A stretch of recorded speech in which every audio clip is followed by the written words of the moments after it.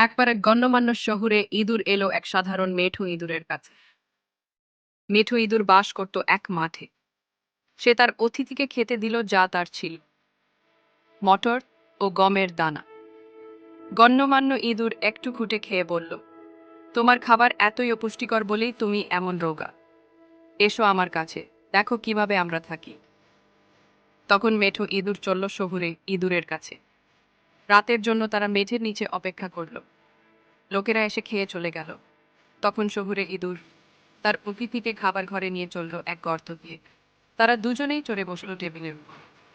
সাধারণ মেঠো ইঁদুর জীবনে কখনো এমন ভালো খাবার চোখেও দেখেনি। সে বলল, তুমি ঠিক বলেছে, আমাদের জীবন খুবই খারাপ। আমিও শহরে বাস করতে চলে আসবো।